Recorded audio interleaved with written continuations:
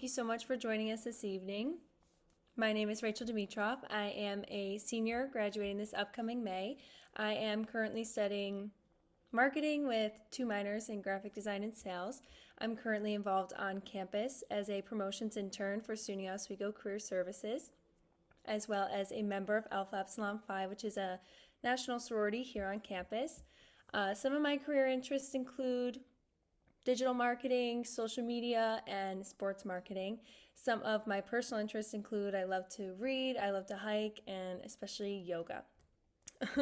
Before we get started with the panel, I'd like to address a few housekeeping items.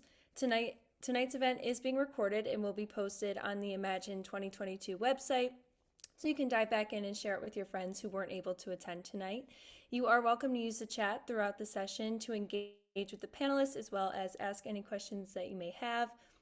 We will also save a few minutes at the end in case you have any questions for the panelists. If you haven't already, please do check out the events on the Imagine 2022 website so you don't miss out on any of the amazing sessions this month, and this link will be shared in the chat below. And now I am so excited to introduce my old supervisor, Dresden, and start I'm sorry, former, not old, not at all. Just, you know what I meant. And get started on our new virtual world session. A quick fun fact about me is I interned for Dresden last summer, and she's also a founding sister of our chapter, Alpha Epsilon Phi, here at Oswego, so Dresden's the best. Would you mind introducing yourself, your current position, and your company? Thank you, Rachel. I am the director of Dresden Public Relations in Rochester, New York. After 20 years working in nonprofit public relations and having the opportunity to see the world.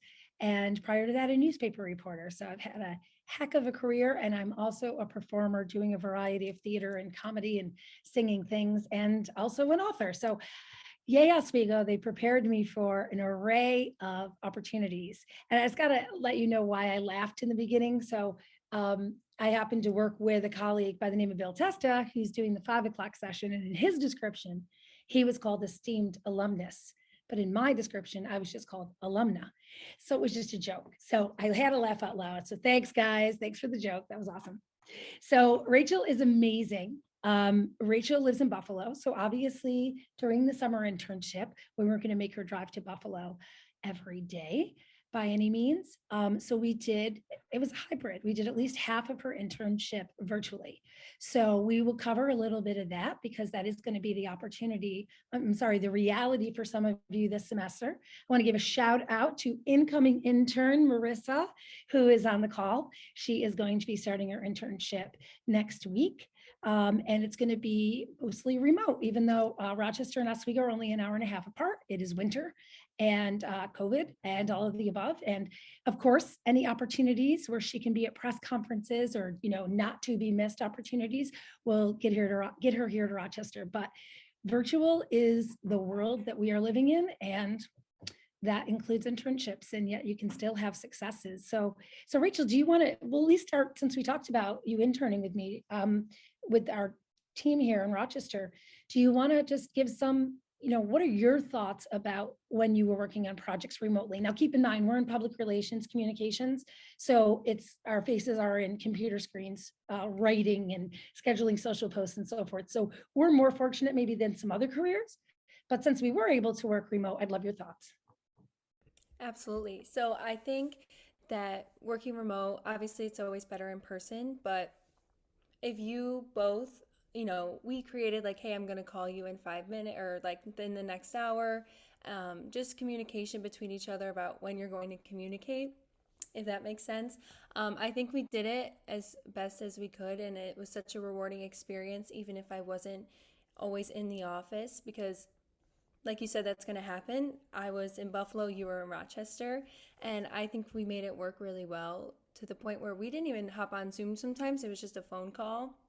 And I think what really helped me was like you telling me exactly what I need to do and sending me, hey, I just sent you an email. Call me when you get it, and we can talk about the content that you sent, stuff like that. I think it was really rewarding whether it was in person or not. Oh, you're on mute, Dresden. It's inevitable, right, guys? Now, how many years now? 2 years into this? I agree. I mean, yes, in person is fabulous. Editing a video, sitting side by side with each other, sitting side by side, coaching someone how to write a press release.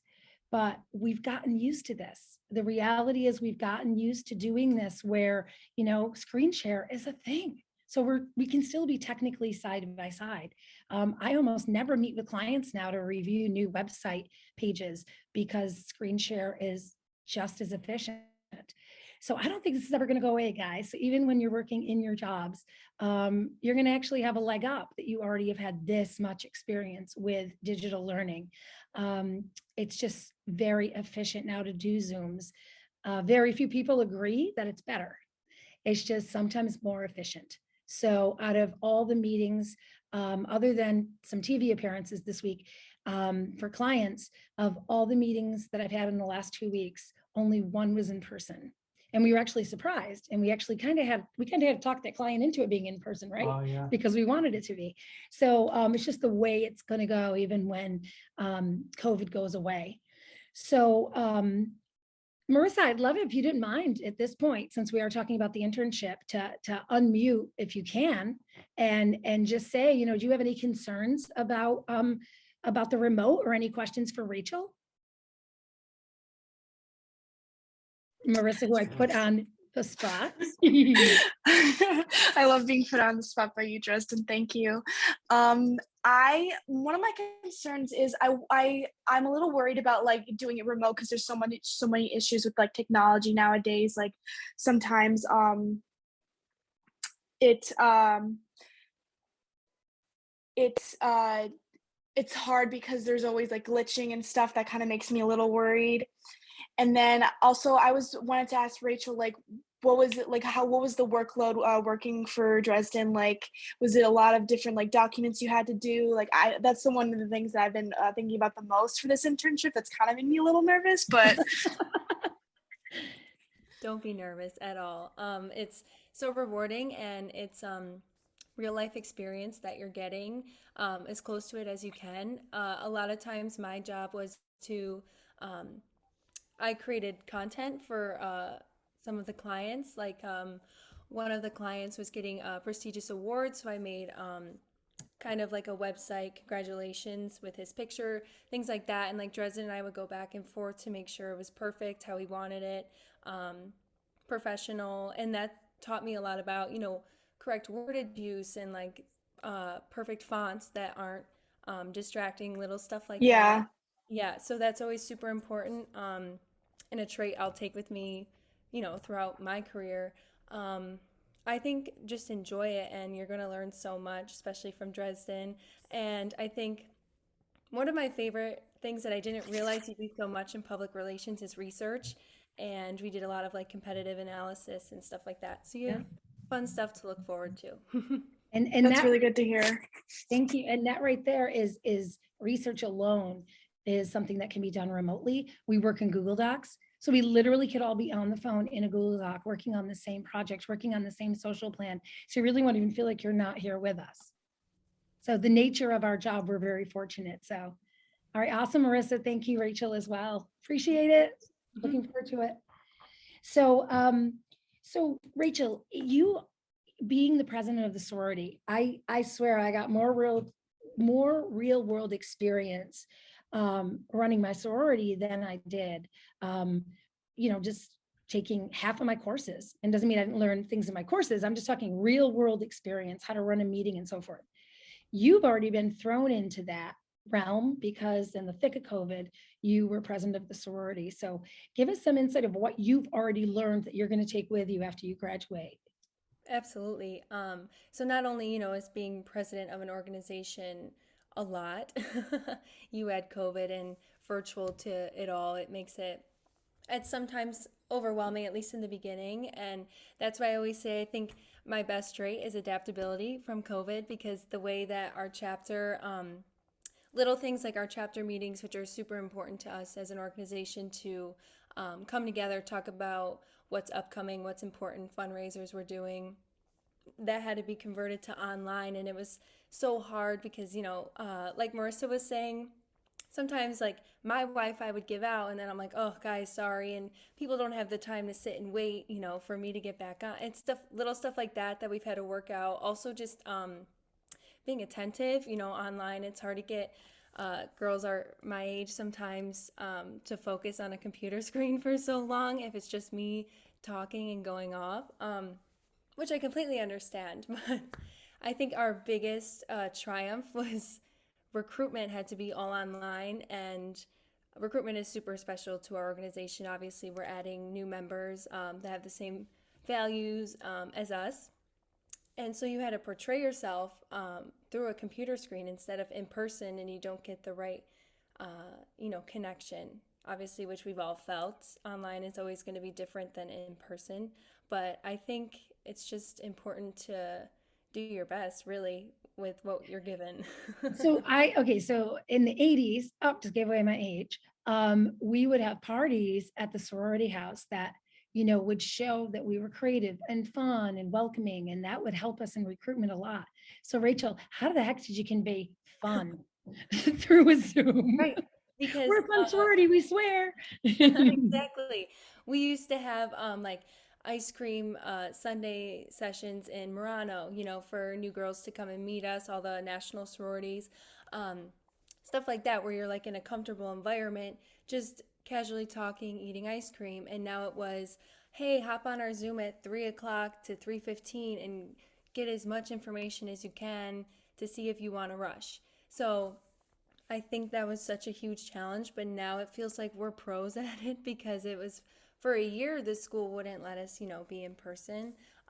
So we're excited for that to hopefully come back, but it's been an adjustment. Adaptability, people. I love that that's your word, Rachel. That's fantastic. The fabulous Zoom, right? So in one day's time, I can be on a Google Meets and a Zoom, a Skype. It depends on what somebody's preferred is. And so you could feel really good about your background in one, and that won't be your name, or your background in the other. Like even my name that's coming up now, that's like not even my name, but I have no idea what that, so I should have changed it ahead of time, right? So that's one example. Get on early, check your name, check which account it's under, and put on a little makeup, ladies, because you're putting your best foot forward. Just look as good as you can, and also the body language of this. Whether you're in class or on a Zoom. I've taught college for a long time as an adjunct professor, and I'll tell students that nothing gives the informal communication that you're not interested than this.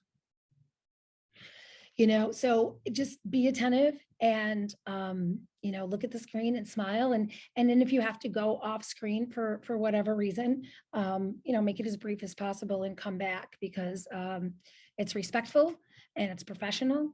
And we all know, we're the best thing you can on Zoom. Don't take a professional Zoom meeting as seriously as you would as if it was in person.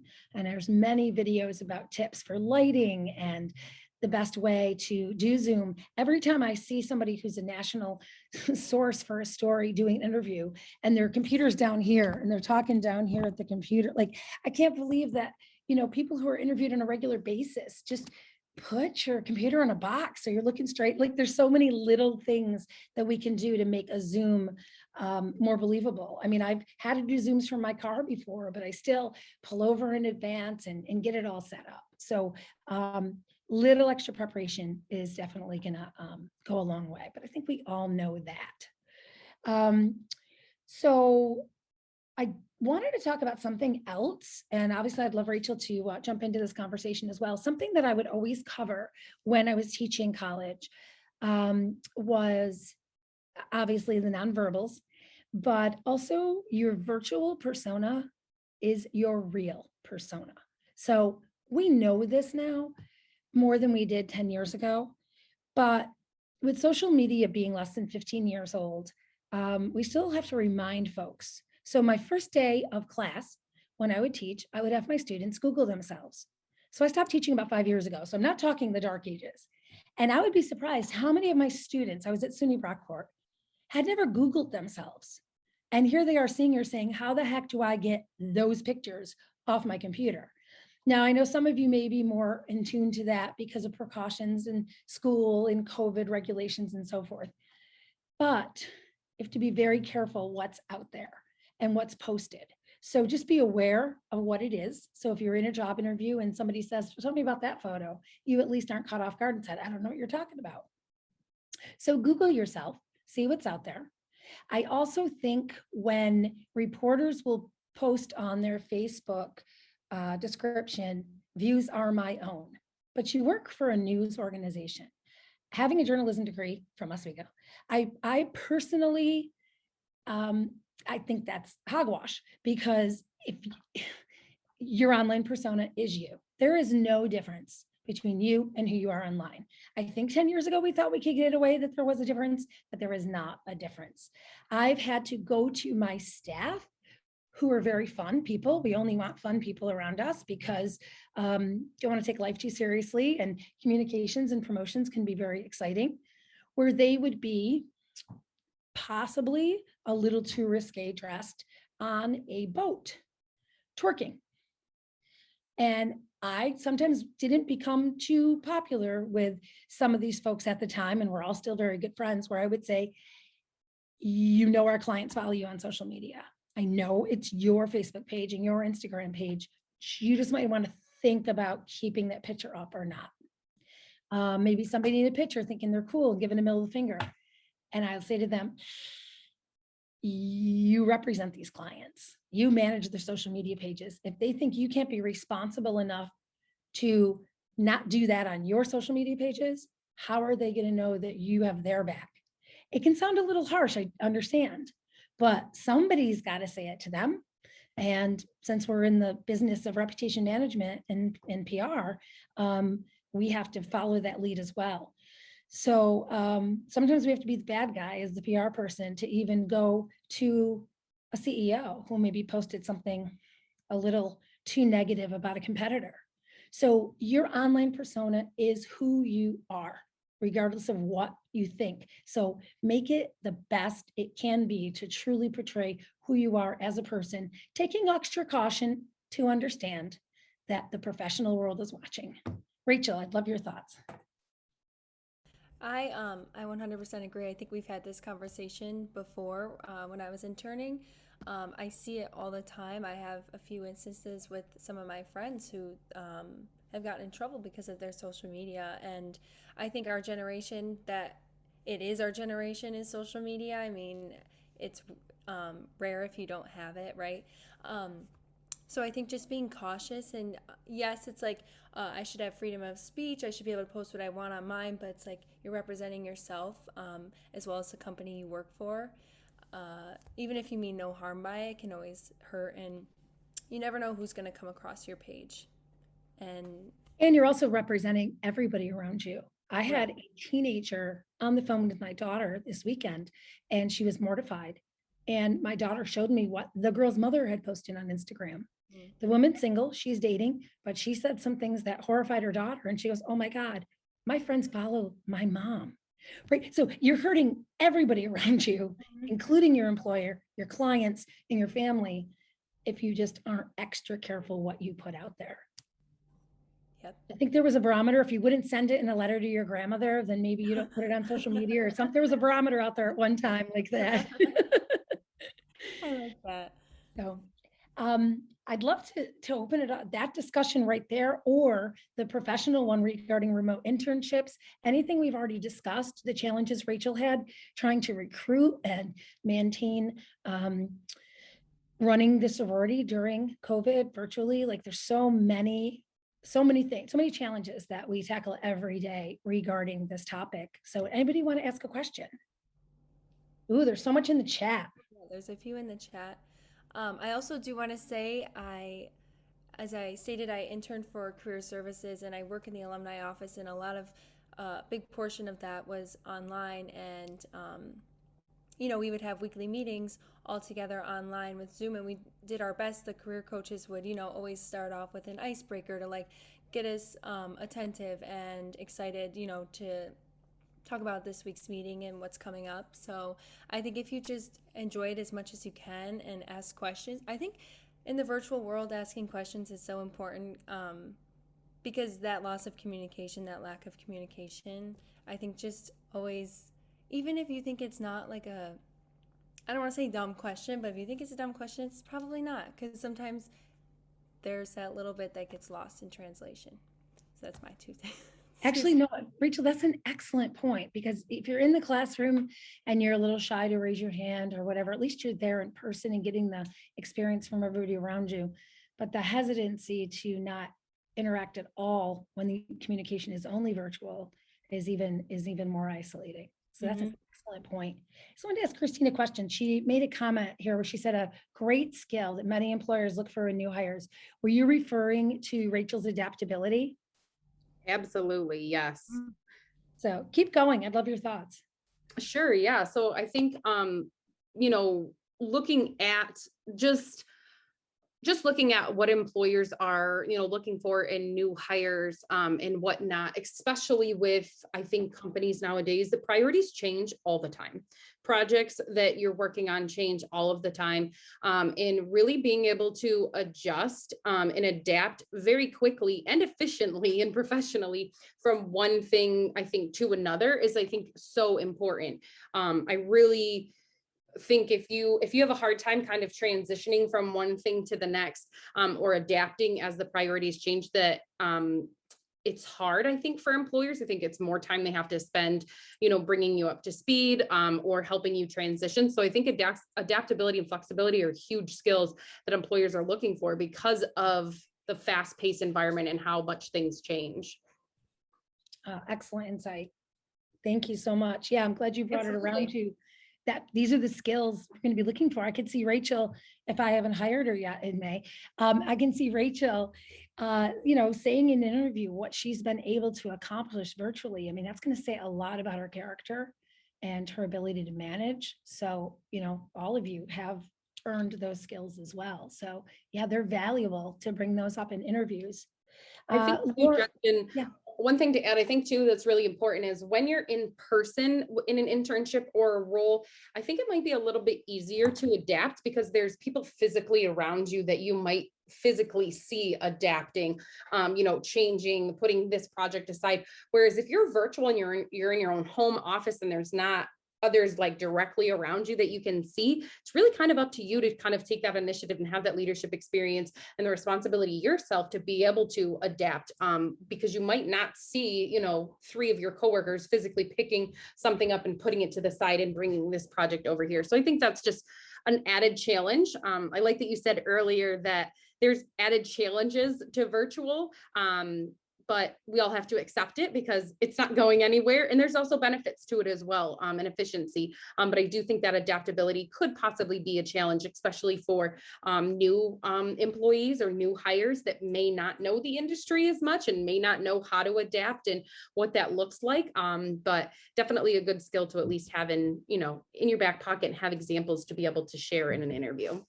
And a fantastic word to remember for your resume and your interviews. Yay, Rachel.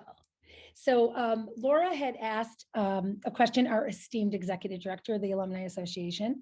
Building relationships with others is so important in the professional world. Any tips on how you can build those relationships in a virtual world when you might not be sharing a physical space on a day-to-day basis? So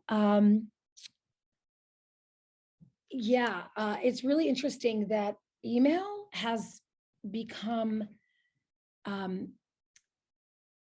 more accepted again. I remember, I'm so old, I worked before there was email, but there was a time where we were just so sick of our emails. But now we realize it's a very important tool again, because we're not going to the barrage of meetings we used to go to. Frankly, most businesses and companies, way too many meetings. This might help mainstream that right there, to spend so much time in meetings. But as far as some tips and tricks, overly communicate, and that doesn't mean hounding.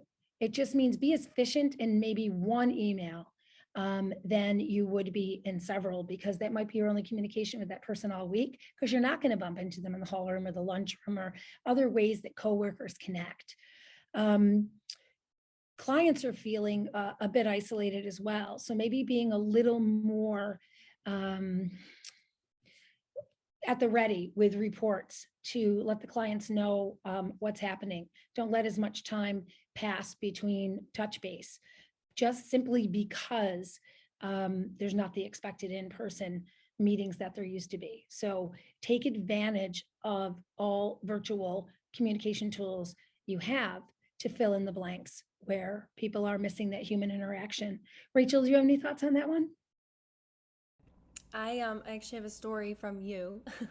I remember this was during my internship with you, and for like 2 weeks I was probably home.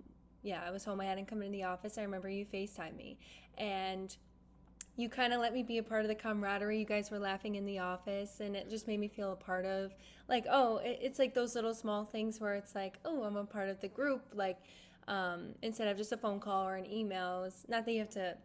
I'm not saying all of you should like FaceTime your boss, but like just little things like that that made me feel a part and gave me a little sense of more communication. Was that the day of the construction video? I think yes, yes. And I remember that because I'm like, oh, like they thought to call me and help me be a part of it. But yeah, that was my story. Yeah, because then it touched base with these folks that you are emailing with, that you Mhm. are, doing Google Docs with and collaborating, because in our field, communications and PR, it's so much collaboration. And so when you miss out, I also, with an in-person internship with PR, people see that PR, working at a PR firm, no 2 days are ever the same. What you thought you were going to work on that day, something changes. The media calls, or there's a social crisis, or a client wants a post taken down, or there's always something that happens in our field. Well, as Christine pointed out, when you're just, working on your one project at home, you're not seeing that. You're not seeing the click and pop and the fast pace, and therefore you necessarily don't get the feel of what's it going to be like in an office. I do want to go into this field. So Rachel, that's an excellent point. More Zooms, just have that person on Zoom. If there's other people in the office and they're the only one not in the office, just have them on Zoom so they feel it more. So Marissa, we will do that. You can thank Rachel. Did anybody else want to share anything about Flora's question in regard to advice for showing employees your drive and dedication to keep them advancing in their careers? Again, of course, we're going to be using the word adaptability, but I think you just need to take it upon yourself to ask your internship supervisor, if you do have an internship coming up this semester, to give you the opportunities that Rachel just discussed, if you are in fact remote, and to come in even for a little bit or take part in events where you are able. And Dana Murphy, our esteemed president of the alumni board. Yeah, so let's just segue to what we were talking about, Dana. I'd love your thoughts. You started a new job during COVID, and yet on board, feel a part of the team, and yet you were just looking at little boxes like the Brady Bunch opening credits. How did you overcome that, Dana? Any tips? Or hopefully you did overcome it. Yeah, I am not as camera ready as Dresden had mentioned earlier. Apologies, usually I am. I think it was really tough. Everybody was remote. I was always used to this camaraderie, like you said.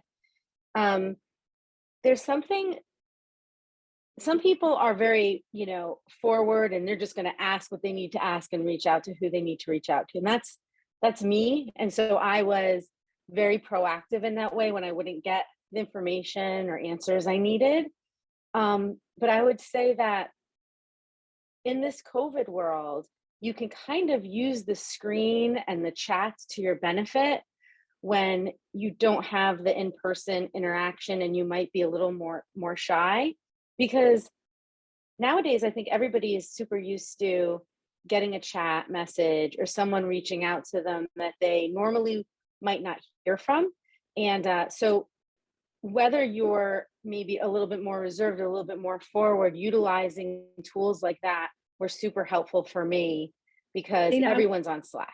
I want to Everyone. hear more from you because you can talk what it's been like to connect to the coworkers, but I just want to talk about the chat. It's an excellent point. Just if you look in the chat, people are saying very nice things to me and Rachel and to each other, and we're having fun with the word esteemed. So let's keep that going.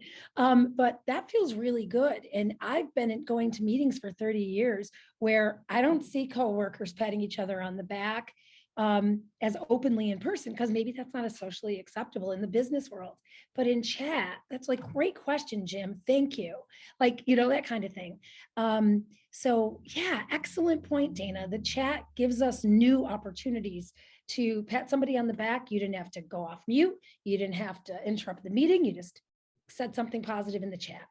Yeah, and a thank you and a please goes a super long way when you type it out.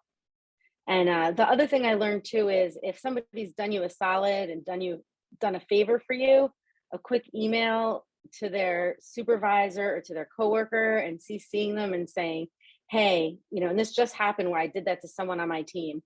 And I said, she did this project with me. She did it in an hour. So just kudos to her. And she sent me a chat after and was like, no one's done that before. Like, thank you so much. It made me feel great. And it just creates a bond. So use simple words. Thank you, please, really appreciate it. Goes a really long way in these scenarios online. Oh, Tina, that's brilliant. And I wouldn't, Yeah. I don't want to beat the topic to death, but if you had been in person and maybe you just would have mentioned in passing to her supervisor how great she was. So there are some silver linings that we find through this virtual world. You went out of your way to put it in writing. She saw it. It stood out more to the boss. So yeah, we're finding by communicating and writing more, there's some more positive opportunities. So how are you feeling? You still feeling like new kid on the block? Well, I actually transitioned to a new role, but in that position, I definitely kind of injected myself in and was like, I'm here and let's do this. And it definitely helped being proactive because people have their everyday things. And as the newbie, you're being trained. So putting yourself forward, I definitely was able to kind of meld with everyone a little bit better, joined as many meetings as I could, tried to participate and be engaged as much as I could. So you really made the effort. Yeah, I mean, I wanted to succeed and that's on me, right? And in this world, if I want to succeed, and when I say world, this virtual world, I have to watch out, for myself. So whatever had to be done, I kind of did it. I'm so glad we're talking to you after you're feeling like part of the team now, as opposed to, oh no, I start tomorrow. But most likely, for those graduating seniors and even juniors for next year, you most likely will be the new kid on the team, and there will be more virtual. It's just inevitable now that it's been embraced and accepted and learned. So actually, I'd love to jump into conversations for. Oh wait, we have one more question. One more time. Tips for introverts starting remote roles. A benefit. I mean, I just want to make sure I understand that, Christine, if you want to explain it more, but so I'll give some advice, and then you can let me know if you were thinking down a different path. Speaking in the little box can be more intimidating than in person. So, you don't want to beat yourself up without people going, oh, it should be easier. No, it actually can be harder. But that's where you can take advantage of the written opportunities when needed, because people are accepting that more than before, as for the reasons we said earlier. But Christine, was there something more specific you were thinking of touching on? I don't think so. I was just kind of thinking about, I'm a huge extrovert, so I don't know that this would necessarily be a problem for me, but I work with a lot of students, especially in some certain majors that are more introverted and are really interested in 100% remote. They don't want to work in person. They want to be 100% remote. And so I think for me, I think my future as a career coach is going to transition or adjust a little bit. And then it's going to be more about helping them see how they can be successful in that first role based off what they want. If they're introverted and they're looking for 100%, a role that's 100% remote, talking with them a little bit more about the culture and a little bit more about how are they going to make their professional self be known? How are they going to get to know their peers and their colleagues? And I think just really with what we're seeing in terms of, the shift across the country, I think it's going to be interesting to just see how things that were maybe givens or that were things in the past that just happened, we might take advantage or kind of take for granted. Onboarding and training. I mean, that's got to be a whole different thing when you're hiring someone remote versus, someone in person. We kind of chatted a little bit about it earlier, but the water cooler chats and getting to know each other, or even the ability to literally walk by someone's office and say, hey, I'm going to lunch today, or, I'm going here for lunch, or I'm going for a walk, want to come? Like, I think a lot of that is, changing. And I think it's going to be figured out. I don't think everybody has all the answers right now with the virtual world, but we're definitely starting, and it's going to be around probably forever. So we're going to continue to learn, but just some interesting things to really think about and how it's going to affect students going into the workforce for sure. Yeah. I mean, I want to comment on that, but Rachel, do you want to jump in? I mean, I pretty much agree with Christine said it all. Right? Great job, Christine. I'll just say, having worked a long time, of course, I'm an extrovert. One of my majors at Oswego was theater.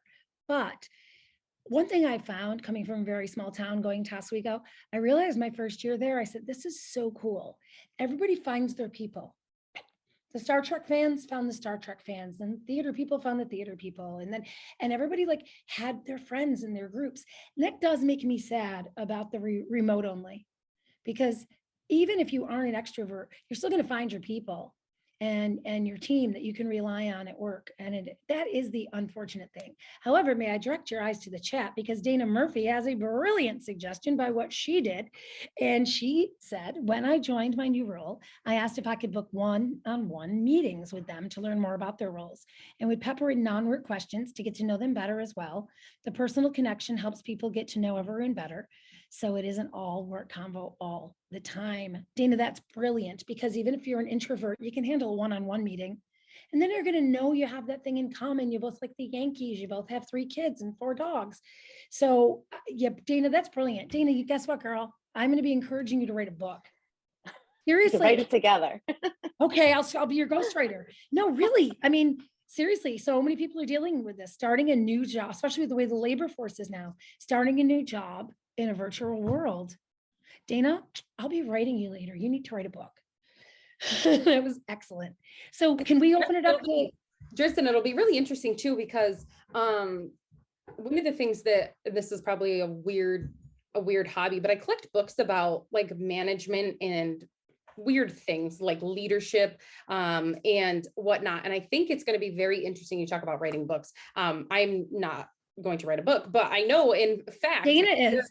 Did you hear? There are going to be people like Dana that probably in the next year or two, or that haven't started, or that have started already, writing books about, being a boss in a virtual world. And it's not even going to include anything about being like a boss in, an actual space. It's all going to be about how to reward your employees virtually, how to engage your employees virtually, how to, set standards, how to, evaluate employees and have those hard conversations, those tough conversations of, discipline and, maybe not meeting goals and whatnot. Those are hard enough conversations in person when you can read people's nonverbals and really talk, face to face. But it's going to be very interesting to see all of the resources and all of the things that come out with, information and insight as a result of the last couple of years that we've been in. Sure. And I think managers are going to want to read Dana's book too, because they're going to want to see how they can encourage new employees. So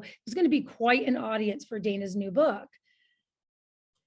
So, okay, so we talked about online personal persona. We talked about the challenges that Rachel had as being a remote intern, as well as a leader of a relatively large student organization, and from recruitment to managing meetings. So who else wants to fire any questions out live beyond the chat? And Christine, how much more time do we have? We have about 10 to 15 minutes before we want to wrap up. Justin, I have a really important one that I'd like to ask. So Rachel had mentioned that she works for Career Services as a promotions intern. I have a promotions intern as well. It's not Rachel, but one of her friends that I work with. And as a supervisor, I'm going through this what we just kind of talked about, this new virtual world. Our promotions team is 100% online if they want to be. They don't have to come in person. Granted, they're amazing and they always want to come see us at least once a month or things. But it could be 100% online hiring, interviewing and then working. And so I'm wondering, Dresden, from your perspective, because you've had interns that have been remote, what have you done as a supervisor to change your style to better meet either the virtual world or the needs of the individual student that you've hired? What have you done as a supervisor to kind of take this challenge, head on in terms of this virtual world? I've had to be more organized planning ahead, because a lot in PR is reactive. And so if there's 2 interns who are there in person and 2 that are remote, I need to be like, okay, the folks who are here are going to work on the 2 that really can't happen remote, and the 2 at home are going to work on these 2. But y'all don't want your remote person to always be doing online research or always just, helping as the 3rd person on a Google Doc.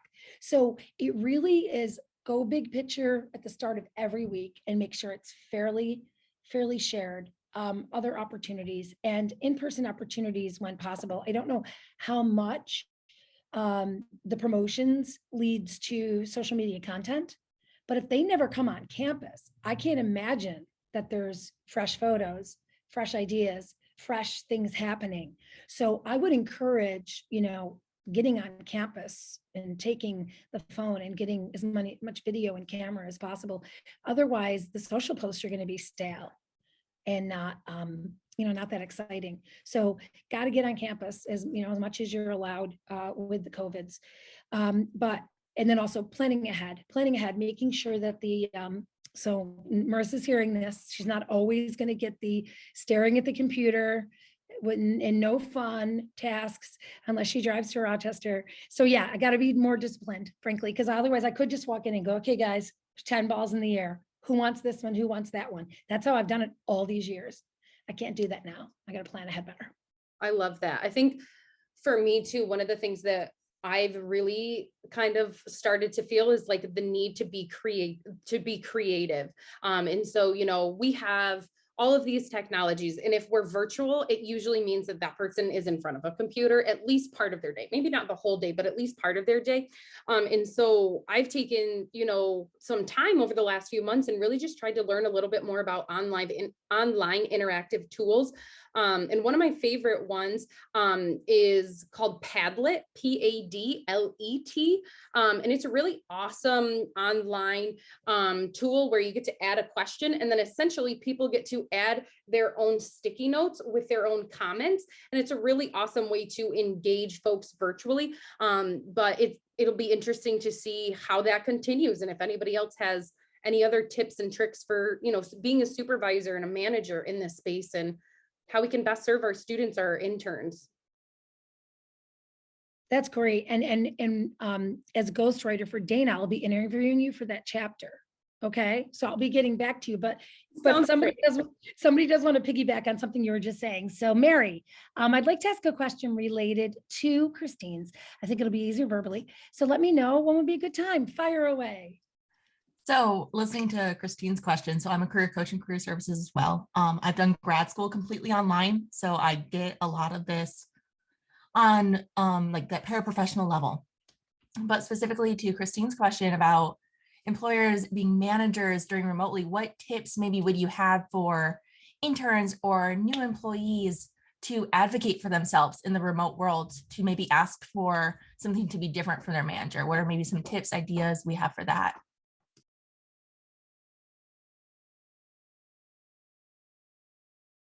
Sorry. Actually, I'm going to interrupt. So Bill Testa is doing the next session, and he's getting Christine. He's getting not able to get into Zoom. Unable to join as panelist. Unable to join as panelist. Okay, I'll troubleshoot on the back end. All right, just troubleshooting. Mary, can you just tell me the very last thing you said? Because I turned to Bill and I didn't want to not answer it exactly. Just the last line you said. I'm sorry. Remembering exactly how I worded things. What a question for me. Really just like, what tips would you maybe have for interns or new students to advocate for themselves with their managers in that remote setting? Excellent. If they're uncomfortable saying it in person, because usually you only have that one Zoom interview with your internship supervisor and you don't really know them. In writing is fine. I'm going to give you an example. There was this gentleman who's with St. John Fisher College, and based on his schedule, he's only able to come one day in person. And he said, "Can I be on Zoom the other days?" And I was like, good for him. You know, he has to do 10 to 12 hours a week. So he's only talking like 2 hours here, 2 hours there.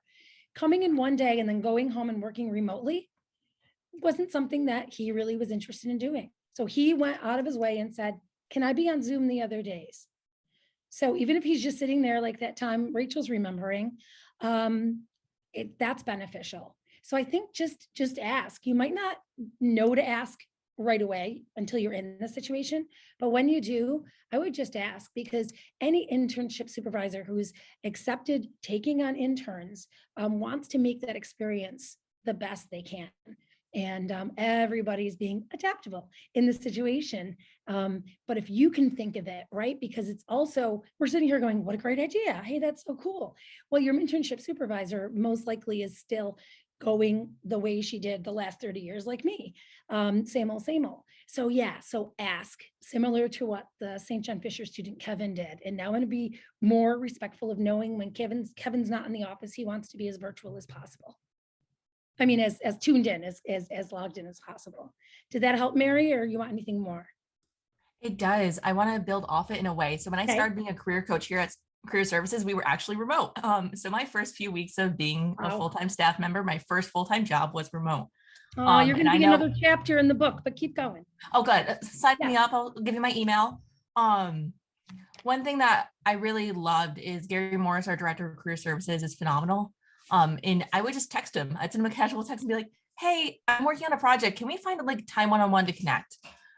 Because for me, writing an email sometimes was just a really stressful thing of like putting my like new anxiety of this new position in an email. It's hard. I mean, something to do, it's something to try, but sometimes like I was like, everything's okay. I want to put up a little flag saying I'd like some help. Yeah, Mary, so can we set up some time for it? Perfect. And if Gary, you already knew that Gary was comfortable with you texting, that was already a welcome thing. And frankly, based on your age, you got so much texting experience, but writing professional emails, maybe not so much. So it was a more comfortable medium for you that you knew he was fine with accepting. And so that allowed you to be more open. So that too, right? If you know you're comfortable with texting, say, "Hey, can I periodically text you instead of email?" Or, so yeah, find out the best way you're comfortable communicating, see if they're good with that. And then you're just going to go, so cool. Mary, I think part of it's knowing like when to use what platform, so some platform, like some conversations are just better for email. Some you can get away with a text, but it's learning that and making that judgment call. But like you said, communicating, letting them know what you need is step one of the process. So thank you. Sorry. Thank you, Mary. I think it's so important to echo too for our attendees and anyone that watches us on our YouTube channel in the future, that is a conversation that you should be having with your supervisor, if not the first day, within the first week. You have no idea what could come up in the need to text them or call them or email them. It's really important that you know specifically how to communicate with your supervisor. And with many generations in the workplace now, some of them might not be comfortable with texting, or maybe they have email on their phone, so they'll tell you email is just as fast as texting, so you might as well email me, or whatever. And so really having that conversation up front, it's kind of part of that expectations conversation. I always, when I start a new job, really like to have that expectations conversation. Job descriptions can be vague. Sometimes performance documents aren't as direct as they need to be. And so really having that expectations conversation of, in the first 30, 60, 90 days, what should I be doing? How should I communicate with you? Those type of things. I think those are all really important conversations that as a career coach, I'd encourage you to have with your supervisor, whether you're in person or in a virtual space, because they're going to be applicable in both settings. Christine, that's definitely an extrovert advantage that they'd be comfortable saying. So that could be something that might take a little more time for an introvert to have that conversation with their supervisor. But if you have it as early on in the relationship as you can, the best. And just like with your professors, you know what professors are okay with you texting them. You know, don't assume, and I'm just saying this based on experience, don't assume just because somebody's older that they're not tech savvy or they're not willing to text or so forth. That's one just word of caution in general. Never make that. I've had more people make that assumption about me, and I'm like, girl, you want to see my national awards for social media? So that's just a little tip. And then another little tip, no matter how old you are, even at my age, if I'm in a meeting on my phone, taking notes, I've had people say to me, Dresden, we need you to pay attention to this. And I'll be like, I can repeat back every word I just said. Be careful of using the phone. Try not to use it. You will always be judged as somebody thinking you're on Instagram. They just will, no matter what age you are. So that's my other little random career tip of the day, unrelated to what we're talking about. Or maybe it could be on a Zoom where you're doing this, then even more so you're going to be judged. So even at my age, so definitely at your age, you get the I idea. think so. I think that's a great point. Gary kind of, or Mary had kind of talked about Gary and, you know, some of the qualities have that are really amazing. And one of those is that we all have iPads. We all have iPads, and it's really awesome because we don't need to be on our phone. And when we're in a meeting, we can be taking those notes. So if there is a technology, or if there's a tool, or if there's a resource that is going to make your life and your job, you know, better, or you as an employee more efficient, definitely, you know, ask for that. And if you're an introvert, I would encourage you to start asking for things now and practice before you're in an internship or a full-time position, because those are going to be really important pieces. And advocating for yourself, especially in a new role as a young professional, is really important. And so getting used to that now and really trying that out, I think is essential to your future and to your career. As difficult as it is to know you have to do that, knowing that you'll be admired for doing that should be the thing that hopefully just helps you just keep it in your mind. You will be admired for advocating for yourself. With respect, of course, right? You're not going to be demanding. So, so I know a few people have to jump off. Just wondering if there was, do we have a couple more questions? If, a couple more minutes if somebody wanted to ask a question? I think we could probably go with one more. If not, we might jump into kind of the housekeeping items and closing up. We'll give everybody 1 minute, 60 seconds. Type fast if you have your question in the chat. And if not, then we're going to go ahead and we're going to close up.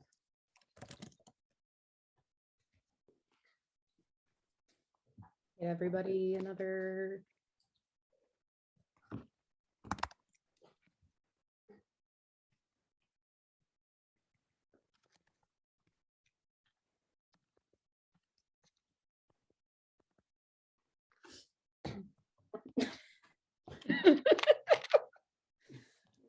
All right. Well, I don't see anyone. I don't see anyone frantically typing, because that's not something I could see in a virtual world. But I don't see anyone and any questions coming in last minute. So I just wanted to take the time to thank both of you, Dresden and Rachel, so much for tonight's fabulous presentation.